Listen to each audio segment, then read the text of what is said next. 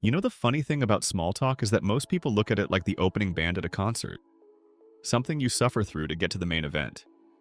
Deep conversations, the real connections. That's what we all want, right? But if you leave your phone for 2 minutes and actually looked around, you'd realize every interaction, every relationship starts with small talk. Even your best friend started with, "So what classes are you taking?" Or some equally awkward nonsense. Now, here's an unpopular take. Small talk is not about what you say. Well, for the most part. It's actually more about making the other person feel like a human instead of a Sims character waiting for input. That's it. You don't need a cheat code, a script, or even charisma. You need to learn one thing, an active observation. Okay, I know it sounds like something a nerd would say, but just hear me out. Active observation is about paying attention to the person in front of you like they're the only thing that exists in that moment. Not their vibe, not their aura, just the actual tangible details. Their shirt, their drink, the way they keep glancing at the clock like they'd rather be anywhere else. You notice these things, and then you comment on them in a way that invites, not demands, a response. That's it. Matter of fact, I can just end this video right here, but stay with me now. Trust me, it'll be worth your while. Anyways, let me explain why this works. First, people love to feel seen. Not in the cringe, you're so deep and mysterious way, but in the simple, "Hey, I noticed you exist" way. It's basic psychology. Humans are hardwired to crave acknowledgement. Second, it's disarming. When you make an observation, you're not putting pressure on them to perform. You're not hitting them with, "So what do you do?" Or "Where do you see yourself in 5 years?" You're just tossing a ball in their direction and seeing if they want to throw it back. Here's an example. You're at a coffee shop and the person next to you is holding a book. Most people would say, "What are you reading?" Because they think that's the polite thing to do. Wrong. That's pressure. You're asking them to explain, justify, or summarize. And no one wants to do that. Instead, you say, "That book looks like it's been through some things." Boom. You've just made an observation, and you've done it in a way that's neutral but interesting. Maybe they'll laugh and say, "Yeah, it's my third reread." Or maybe they'll say, "Oh, it's terrible. I just want to finish it out of spite." Either way, you've started a conversation without making them feel like they're being interviewed. Or let's say you're at a party, which, if you're an introvert, is probably your worst nightmare. Someone walks by holding a plate of food that looks questionable. Instead of ignoring them or hiding in the corner, you say, "Is that the chicken? It looks like it fought back." Again, you're not asking a question. You're making an observation, and you're doing it in a way that invites humor. Maybe they'll laugh and agree. Maybe they'll even defend the chicken. Either way, you've opened the door. The beauty of active observation is that it works everywhere. Work meetings, first dates, family gatherings, you name it. It's flexible, it's simple, and best of all, it takes the focus off you. You don't have to be charming or witty, you just have to notice stuff and point it out. Simple as that. But now that you know, active observation is all about noticing the little things, patterns, details, the stuff most people gloss over. What if I told you there's a way to apply that same principle, but for learning?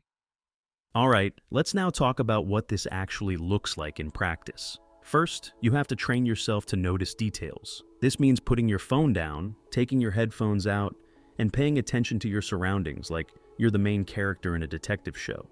What are people wearing? What are they doing? Are they fidgeting, checking their watch, scrolling on their phone?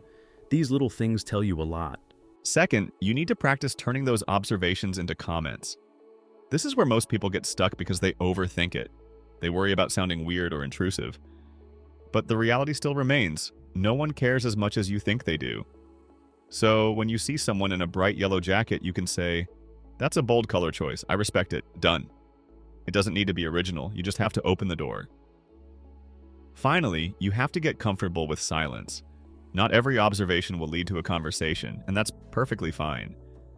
The point isn't to force anything. It's to give people the opportunity to engage if they want to. If they don't, you move on. No harm, no foul. The more you do this, the easier it gets. You start to realize that small talk doesn't mean impressing people or proving you're interesting. It's about standing on your feet, paying attention, and making people feel seen.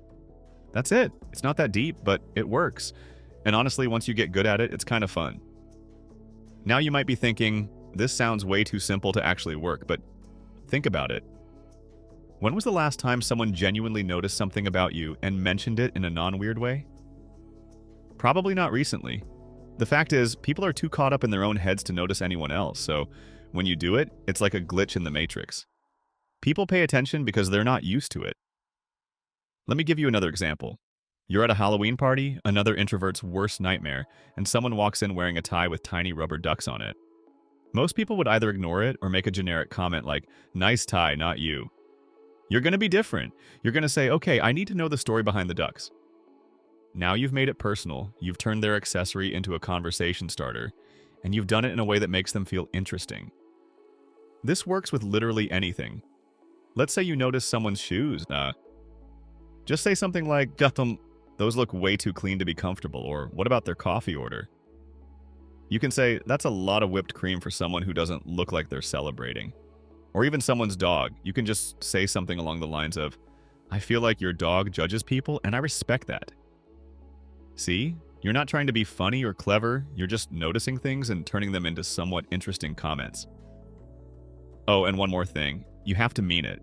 People can smell fake interest from a mile away. If you're only doing this because you think it's what you're supposed to do, it won't work. You have to genuinely care about the person, or just something about that person in front of you, even if it's just for 5 minutes. And that's where a lot of introverts, or just people in general, get tripped up. We think we're bad at small talk because we don't like shallow conversations. But small talk isn't shallow if you're actually paying attention. It's just the first layer.